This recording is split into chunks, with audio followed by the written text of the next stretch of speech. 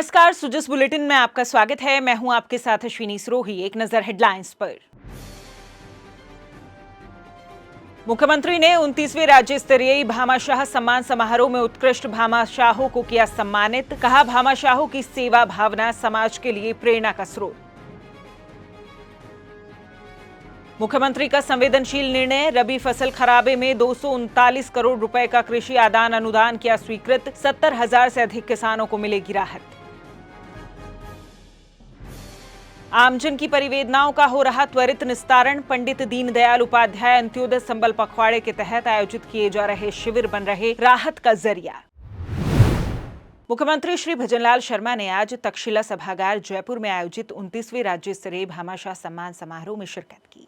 इस अवसर पर मुख्यमंत्री ने शिक्षा के क्षेत्र में उत्कृष्ट योगदान देने वाले भामाशाहों को सम्मानित कर उपस्थित जनों को संबोधित किया। मुख्यमंत्री ने कहा कि भामाशाहों की सेवा भावना हम सभी के लिए प्रेरणा का स्रोत है, जो हमें समाज के उत्थान के लिए समर्पण के साथ कार्य करने को प्रेरित करती है। उन्होंने शिक्षा के क्षेत्र में महत्वपूर्ण योगदान देने वाले 135 भामाशाहों को सम्मानित किया। 1 करोड़ रुपए से अधिक सहयोग करने वाले 35 भामाशाहों को शिक्षा विभूषण सम्मान से सम्मानित किया गया। वहीं 30 लाख रुपए से 1 करोड़ रुपए तक का सहयोग देने वाले भामाशाहों को शिक्षा भूषण से सम्मानित किया गया। साथ ही 91 प्रेरकों को भी प्रशस्ति पत्र देकर सम्मानित किया गया। श्री शर्मा ने समारोह में RTE के अंतर्गत फीस पुनर्भरण और ट्रांसपोर्ट वाउचर की 1000 करोड़ रुपए से अधिक की राशि को रिमोट का बटन दबाकर DBT किया। उन्होंने कक्षा 1 से 5वीं तक नवीन पुस्तकों व संस्कृत शिक्षा की कक्षा 1 से 8 की नवीन पुस्तकों और शिविरा ई-बुलेटिन और भामाशाह प्रशस्ति पुस्तिका का विमोचन भी किया। मुख्यमंत्री ने कहा कि राज्य सरकार शिक्षा को प्राथमिकता देते हुए गुणवत्तापूर्ण संसाधन उपलब्ध कराने के लिए निरंतर प्रयासरत है। उन्होंने ये भी कहा कि भामाशाहों की सहभागिता से सरकारी शिक्षण संस्थानों में बुनियादी सुविधाओं का सशक्तिकरण हो रहा है, जिससे विद्यार्थियों को बेहतर वातावरण प्राप्त हो रहा है। आज के इस समारोह में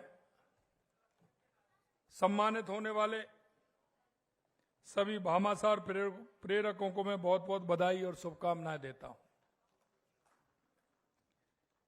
जब हम राजस्थान की बात करते हैं तो भामाशाह का नाम पहले आता है,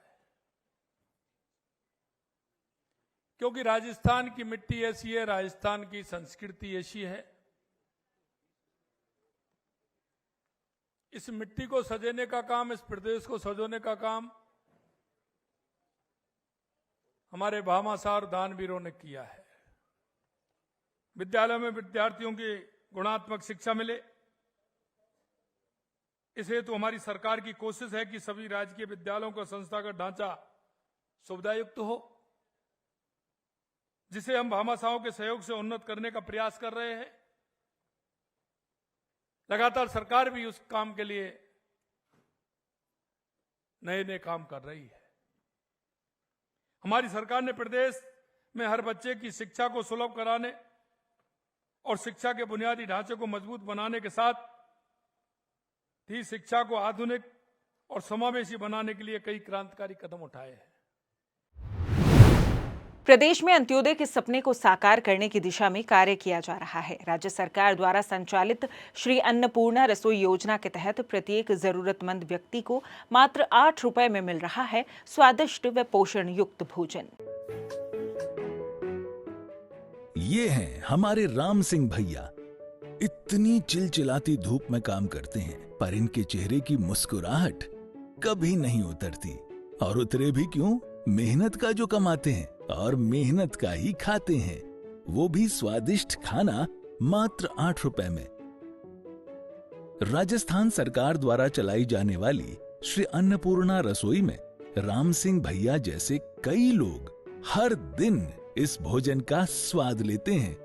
श्री अन्नपूर्णा रसोई सिर्फ पेट भरने का जरिया नहीं, कई जरूरतमंद लोगों के रोजगार का साधन है। श्री अन्नपूर्णा रसोई, स्वादिष्ट खाना मात्र 8 रुपए में।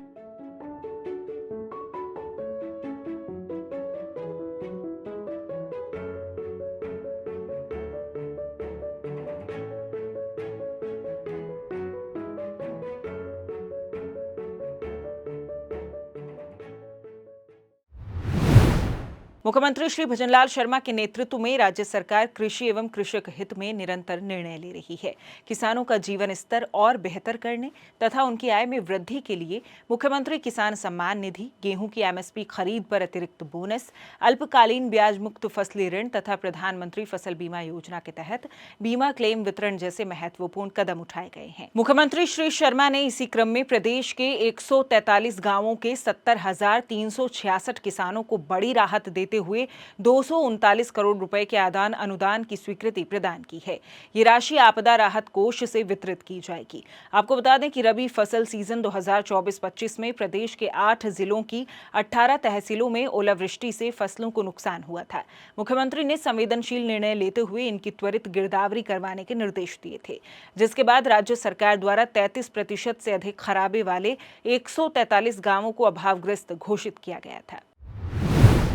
अंत्योदय का सपना साकार करने की दिशा में राज्य सरकार द्वारा प्रदेश भर में पंडित दीनदयाल उपाध्याय अंत्योदय संबल पखवाड़े का आयोजन किया जा रहा है। पखवाड़े के तहत आयोजित किए जा रहे शिविरों में सरकार गांवों की चौपालों तक पहुंच रही है और अंतिम छोर पर बैठे व्यक्ति का सरकारी योजनाओं के माध्यम से कल्याण का कार्य भी कर रही है। मुख्यमंत्री श्री भजनलाल शर्मा की मंशानुरूप अभियान को सफल बनाने के लिए पूर्ण सक्रियता, पारदर्शिता और समर्पण के साथ जनहित के कार्य शिविरों में किए जा रहे हैं। ये केवल एक पखवाड़ा नहीं है, बल्कि राज्य सरकार की जनसेवा की प्रतिबद्धता का एक जीवंत उदाहरण है। इसमें शासन और प्रशासन एकजुट होकर जनता की समस्याओं का तत्काल समाधान सुनिश्चित कर रहे हैं। इसी कड़ी में दौसा में आयोजित हुए शिविर में विवादित भूमि का सीमा ज्ञान कर 20 साल से बंद पड़ा रास्ता खुलवाया तो ग्रामीणों के चेहरे खुशी से खिल उठे और उन्होंने मुख्यमंत्री व राज्य सरकार का आभार भी जताया। इस कैंप में आपको क्या क्या लाभ हुआ? हमारे यहाँ पे सीमा ज्ञान का मामला था, काफ़ी दिनों से सर विवादित चल रहा था। इस कैंप के माध्यम से सर ये सीमा ज्ञान हो गया। हमारे पड़ोसी संतुष्ट हैं, हम भी संतुष्ट हैं। तहसीलदार और एसडीएम, बीडीओ साहब, ये इनकी देखरेख में हुआ है सर सीमा ज्ञान।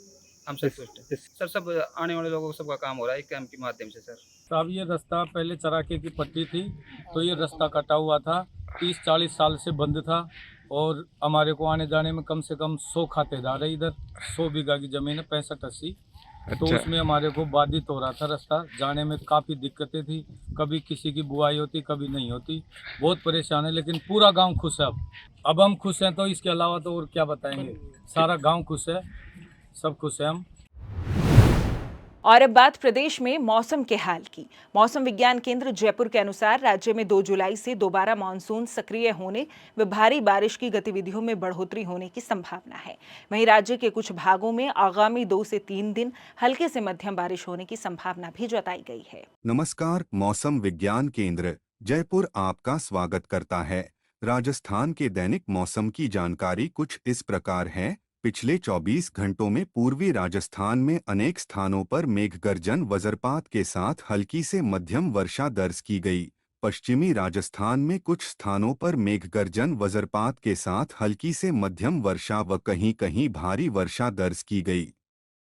राज्य में सर्वाधिक वर्षा जैसलमेर में 68.8 मिलीमीटर दर्ज की गई। पश्चिमी राजस्थान के जोधपुर व बीकानेर संभाग में आगामी 3-4 दिन केवल छुटपुट स्थानों पर मेघगर्जन के साथ हल्की से मध्यम बारिश होने की संभावना है।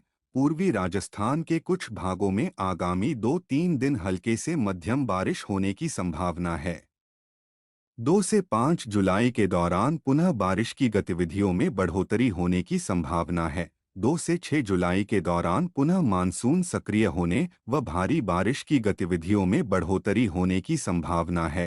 पूर्वी राजस्थान के जयपुर, भरतपुर, कोटा व उदयपुर संभाग में 2 से 6 जुलाई को कहीं-कहीं भारी बारिश व कहीं-कहीं अतिभारी बारिश होने की संभावना है। भारी वर्षा से निचले इलाकों व अंडरपासों में कहीं-कहीं पर जल भराव हो सकता है तथा सड़कों पर जल भराव के कारण यातायात व्यवस्था प्रभावित हो सकती है, जिससे दृश्यता में कमी हो सकती है तथा यातायात दुर्घटना होने की संभावना बढ़ जाती है। वर्षा के समय जल भराव क्षेत्र में लगे बिजली के खंभों से दूरी बनाकर रखें। सुजस बुलेटिन में फिलहाल के लिए इतना ही। फिर होगी आपसे मुलाकात, तब तक के लिए नमस्कार।